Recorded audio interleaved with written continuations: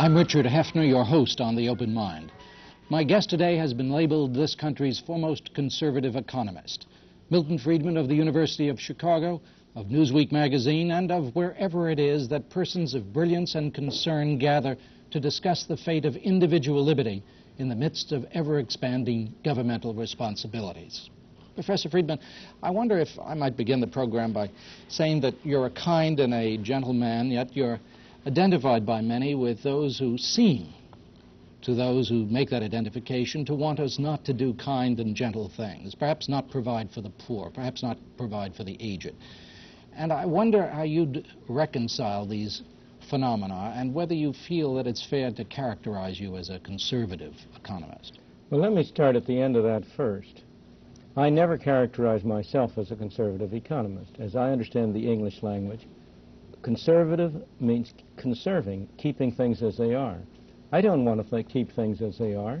The true conservatives today are the people who are in favor of ever bigger government. The people who call themselves liberals today, the New Dealers, they are the true conservatives because they want to keep going on the same path we're going on. I would like to dismantle that. I call myself a liberal in the true sense of liberal, in the sense in which it means of and pertaining to freedom. Now that brings me to your second point.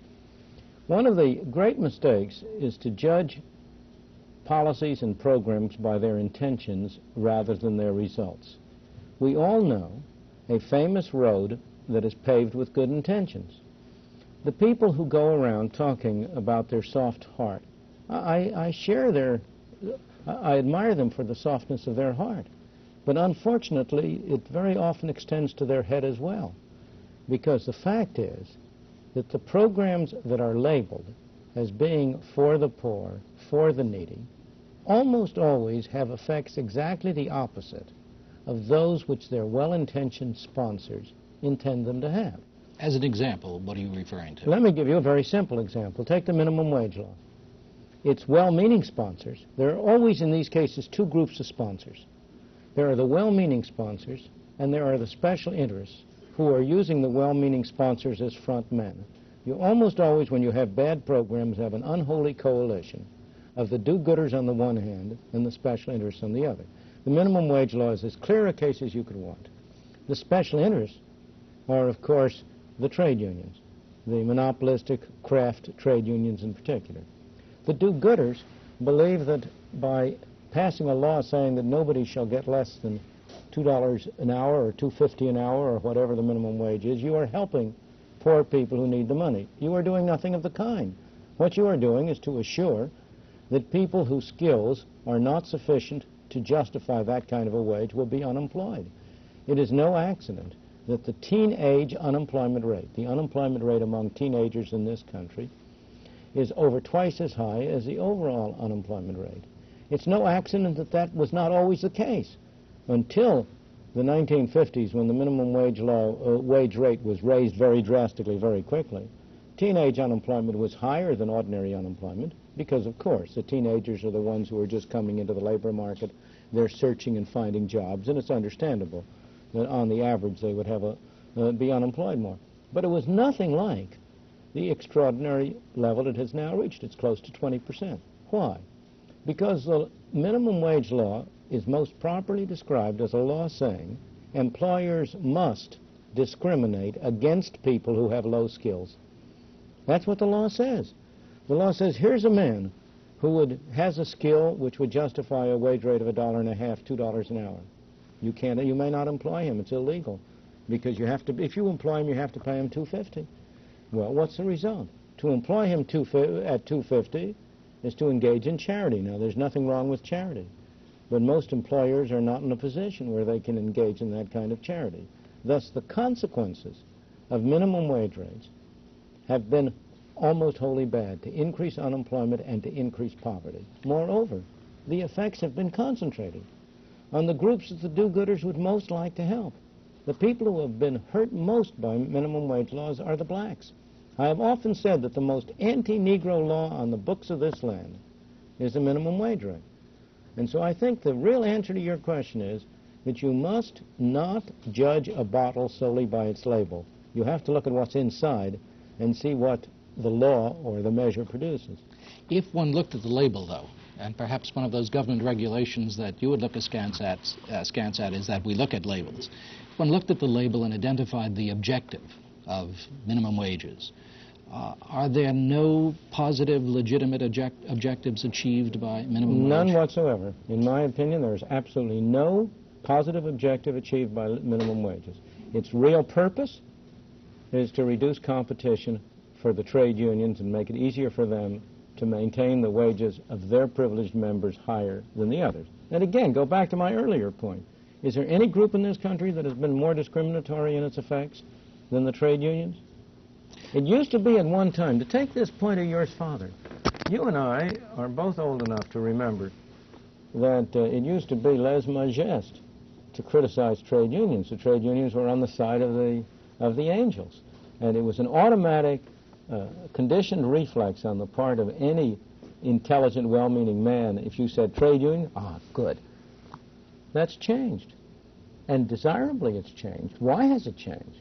Because the harm which they do has become so absolutely obvious and patent that even the most innocent and naive of well-meaning people, he may still have a warm feeling in his heart for labor, but he no longer makes a mistake of equating labor with labor unionists. Do you feel this way about other aspects of social legislation that designed to protect the aged, the sick, the needy?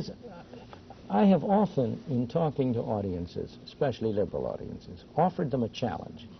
I have said, I challenge you to name me a single social measure which has accomplished its intended objectives rather than the opposite, which has not done more harm than good, and that includes Social Security.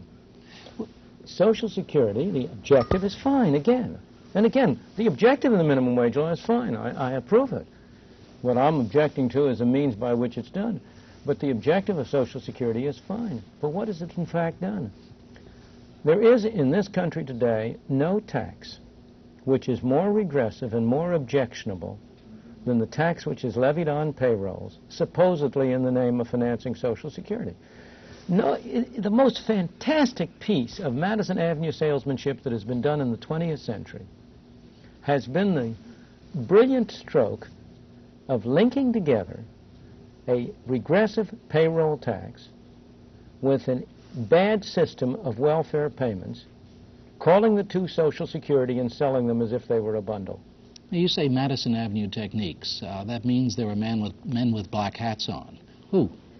The do-good reformers who have sold these programs to the American people by telling them things that they knew were not true. That they knew were not? That they knew were not true. One of the things that always shocks me is how people whom I would trust, maybe not with my wife, but certainly with my pocketbook, in their private capacity, whom I would never question the integrity of, will in their public capacity, because they believe that it's in the best interest of other people, lie to the American people. Let me give you a simple example with Social Security, if I may.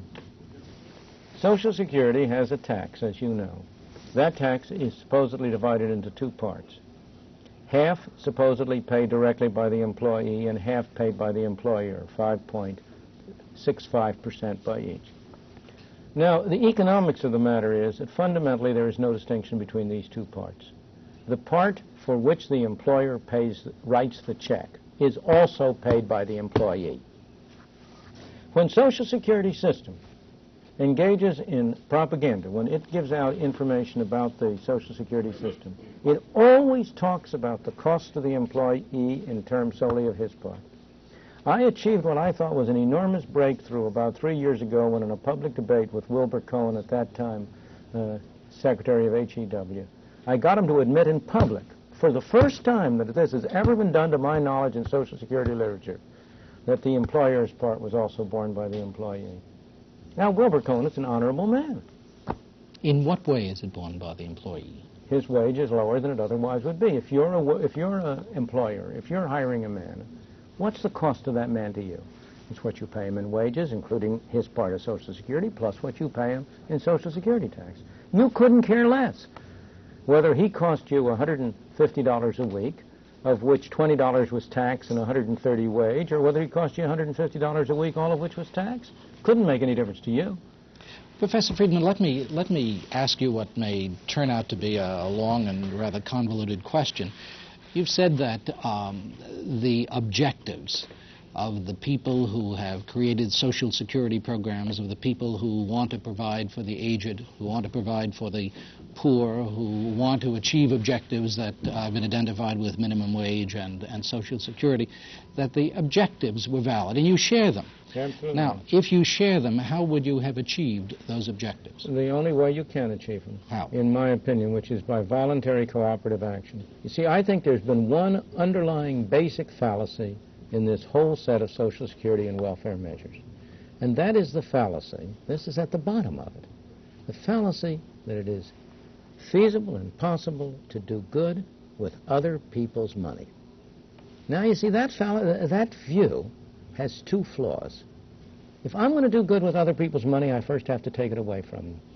That means that the welfare state philosophy of doing good with other people's money, at its very bottom, is a philosophy of violence and coercion. It's against freedom, because I have to use force to get the money.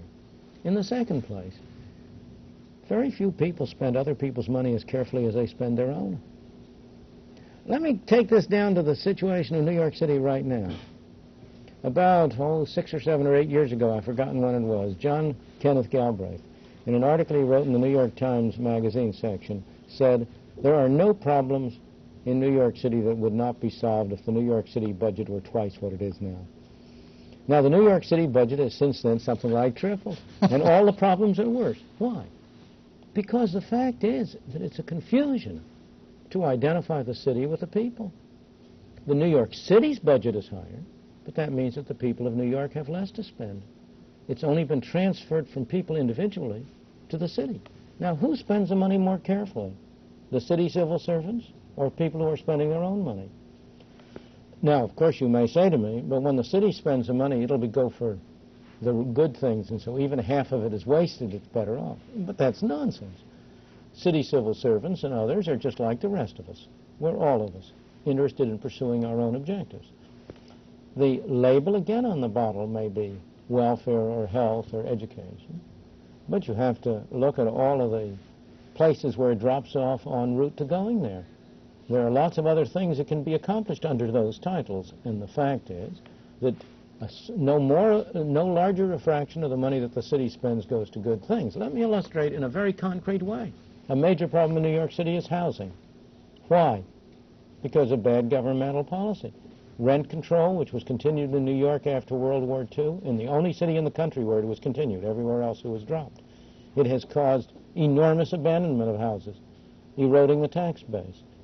Public housing, governmental subsidy to housing, so that people who occupy it have no incentive to maintain it. If you had eliminated the government from the housing market and left that money in the hands of the people themselves, the housing situation in New York today would be far better than it is. Professor Friedman, I would like to ask you what you mean by in the hands of the people. You use that I notion. mean you and me. I mean the people who pay the taxes, who finance the activities which government engages in. If I take Social Security, I mean instead of having a tax of something like 12%, not quite that, on every worker, up to a maximum limit. Mm-hmm. It's regressive. Instead of having that tax, if I let him have that money himself, he would be able to invest it in a program for his own old age, which would yield him greater benefits than on the average he can get from the amount that he's now paying. Suppose we grant that and say that that's absolutely true, no question about that. Aren't we in a position, though, of looking back as responsible people to the point at which we had to recognize that many individuals were not doing this? That's a misconception, I believe, of what the historical circumstance was. There is no doubt that in the Great Depression of the 30s, many people were not able to take care of themselves, lots of them. But that wasn't because they hadn't been prudent, hadn't saved, because there was a real problem of providing for old age. That was because of the catastrophe called the Great Depression, which was itself produced by government mismanagement. The Great Depression didn't arise out of any natural flaw in the system. It arose because some wise men sitting around in Washington and down here in Wall Street in New York decided to follow policies which reduced the quantity of money by a third over 4 years, which drove this country into an utterly unnecessary depression. Now, given the conditions you were in 33, given that the mistake had been made, I have no doubt that major social action was called for. And I really have no criticism to make of the emergency action which was undertaken at that time in the form of WPA, PWA, direct relief. I think you had to do it at that time, given the state you were in. But Social Security isn't one of those things. And I do not believe that it can be demonstrated that in the absence of Social Security, any large number of elderly people would be unable to provide for themselves. But let's look at that a little farther. Suppose that 5% of the elderly would not be able to provide for themselves. Does it make sense to impose a program on 100% of the people in order to do something about 5%? Does that really make sense? You see, that's the great defect in this line of thinking, is that the ideas that have been behind the direction we've been going in is that the people are children who have to be looked after by their paternal, by the intelligent intellectuals and governmental officials who can take care of them. That Big Brother is in Washington, and he has to look after people. Now, I think it's Big Brother that has to be looked after and not the people. Professor Friedman, would it be fair not to use the phrase Big Brother, but to say, yes, the assumption has been that there needs to be, call it what you will, leadership, there needs to be direction, there needs to be even the coercion that you find so distasteful. Is it so totally unfair to say that we didn't live in a paradise even before the mismanagement that you claim brings about the Depression? We didn't live in a paradise, but there is no period in human history in which the ordinary man, had as great an improvement in his lot in life as in the 19th century in the United States when the government was of trivial importance. Then what accounted for the movements, the very strong and positive movements to bring about governmental action? What accounted for those movements, those were fundamentally intellectual movements. They originated primarily in Britain and elsewhere. What accounted for them, I think, is a complicated story. I won't profess to give a whole answer, but I think the important part of the answer is that it's a natural human tendency to take for granted the good things that happen and to regard as the workings of the devil the bad things. And that if a bad thing comes along, you say, my God, we ought to pass a law and do something about it. That's a very natural human tendency.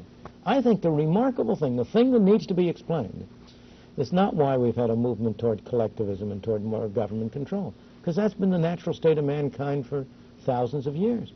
The remarkable thing, in my opinion, from an intellectual point of view, is how you ever managed to get a century or a century and a half in which the dominant philosophy was the opposite. That's the exception. But it's so fascinating to hear you say that this has been the natural way in which men have moved since the beginning of time toward collectivism. Then why do you describe that brief period, that century or century and a half, as the more normal, the more appropriate state? You've used two terms. Fair enough. You said more normal, more appropriate. It's a state I prefer. It's a state that I think would be very much superior to what we're heading into. It's a state I think the ordinary citizen of this country would find superior, but it's not the normal, natural state. Suppose you were to take a broad view of history for a moment and of geography. You cannot find a date in history at which the greater part of the human race was not living in a condition of tyranny and misery and dictatorship. Take it right now.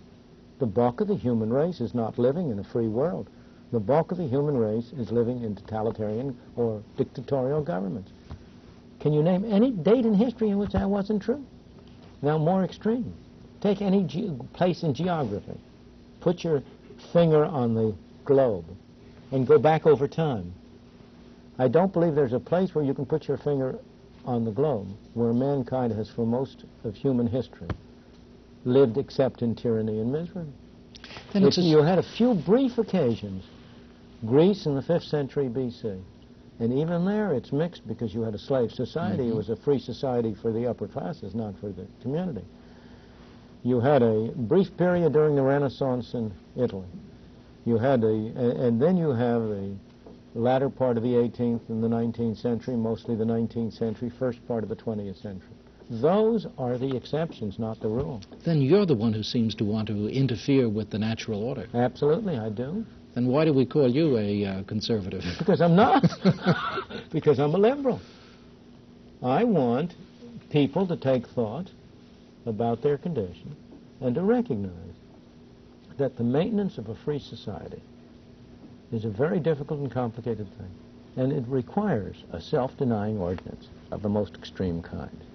It requires a willingness to put up with temporary evils on the basis of the subtle and sophisticated understanding that if you step in to try to do them, you not only may make them to do something about them, you not only may make them worse, but you will spread your tentacles and get bad results elsewhere. You know, another answer to your question as to why you seem to have the drift to collectivism is along these lines. The argument for collectivism, for government doing something, is simple.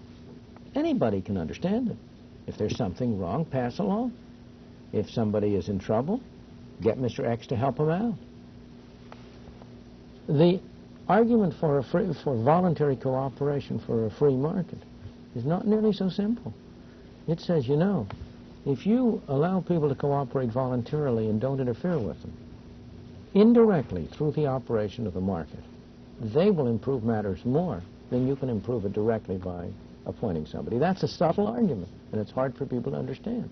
And moreover, people think that when you argue that way, you're arguing for selfishness, for greed. That's utter nonsense. The people who are in positions of power in a political hierarchy are also selfish and greedy. Mankind is selfish and greedy. And one of the interesting features about the 19th century that we were talking about, I wonder if you realize that there is no century in human history in which charitable and eleemosynary activity has been as widespread and on as large a scale as it was in the 19th century. The charge used to be made that there were so many people trying to buy their way out of hell. Well... or into heaven. It's not too bad to have a... Can you think of more innocent ways in which people can be employed? Yes, but it interests me that you just said mankind is selfish and greedy, and that has always been the battle cry of those who have said, therefore, we must impose controls upon them. Therefore, we have to put power in the hands of other selfish and greedy men. Now, I want to apologize for what I said. The great bulk of mankind. There are always conspicuous exceptions, not everybody. And also, for each person, there's an exception. People are selfish and greedy in one aspect of their activity. They are unselfish and generous in another. No, I understand that. But I don't mean to be making a... I understand, but again, that is the philosophic basis of the argument that government must step in. But it's a false argument because it assumes somehow that government is a way in which you put unselfish and ungreedy men in charge of selfish and greedy men. But government is an institution whereby the people who have the greatest drive to get power over their fellow men get in a position of controlling them. Look at the record of government. Where are these philosopher kings that Plato supposedly was trying to develop? Limited to that Athens you were talking about. Right. Well, they never got power there, or they wouldn't have been philosopher kings either. Lord Acton, of course, made his famous comment, power corrupts and absolute power corrupts absolutely. So that I do not believe that argument will, that base will sustain the conclusion. Well, isn't a major question, though, related to those who say that Lord Acton really was saying that power tends to corrupt, and I suppose that absolute power tends to corrupt absolutely, yes, and that it's too simple to say that power corrupts, and that there's a trade-off here and a balancing, which leads me to ask you, literally, in these last few minutes, where are we going in your estimation? Quite honestly, quite directly. Sure. There is a balance. You're quite right. I am not in favor of eliminating government entirely. I think government is growing all out of proportion to its scope. Where are we going? I believe that depends on us. That that's not in the cards. It's not. We are masters of our own destiny. But if you take the road we have been on, we are heading toward a destruction of our free society and toward a totalitarian society. We are unfortunately headed down the route which Chile has already taken essentially to its end, which Britain has taken much farther than we are. Now, I hope we still have time to avoid it, but we will not avoid it unless the people of this country recognize the danger and take very difficult and important steps to set a limit on the extent to which they are going to permit government to interfere with their lives. If you thought that we were not going to avoid it, that we were going to continue down present paths, the path to serfdom, perhaps, would you then try to develop some different kind of philosophy, some different kind of approach that might enable us to make the jump from the freedom that you embrace and the near serfdom that seems likely in the future? I don't believe so, because I think if you go down that road, I don't believe there is any philosophy which will enable you to avoid it. My own reaction is very different. It is to say we don't have to go down that road. I may think I really do think, that the chance is a good deal less than 50% that we'll be able to avoid it. We may well be fighting a losing battle. But if it's the right battle, if it's the only alternative to serfdom, then we ought to fight it and try to convert that 15, 25, 30% chance, whatever it is, into a certainty. There are some sources of support on our side, fortunately. Give me the name of two, please. I will be glad to. Number one is the extraordinary ability and ingenuity of the American people in finding ways to get around laws.